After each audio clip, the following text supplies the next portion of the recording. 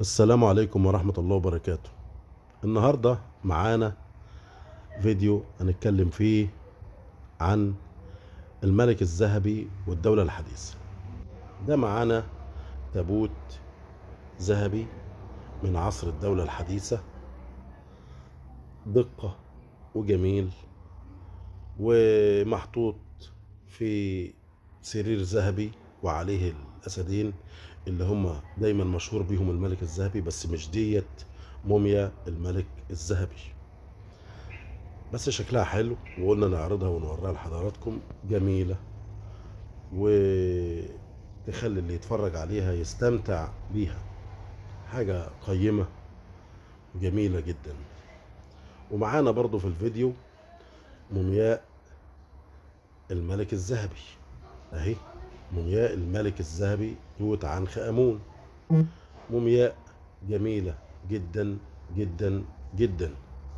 استمتع استمتع وشاهد عظمة ملوك الدولة الحديثة، الأسرات في الدولة الحديثة اللي هي الأسرات 18 وال19 وال20: توت عنخ آمون، إخناتون، رمسيس الثاني.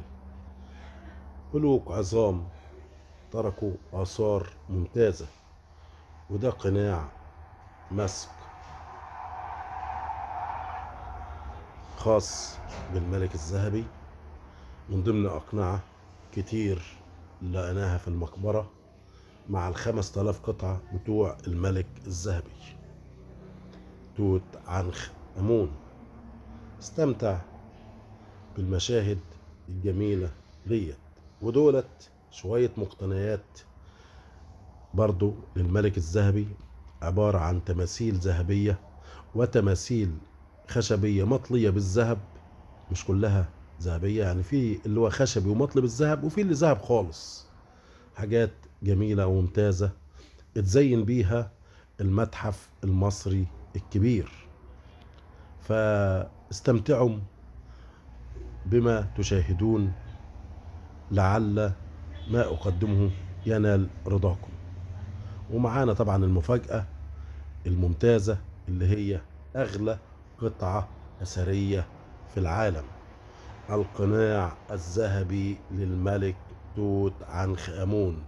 قناع من الذهب الخالص يزن 11 كيلو ذهب، 11 كيلو جرام ذهب. استمتعوا بما تشاهدون.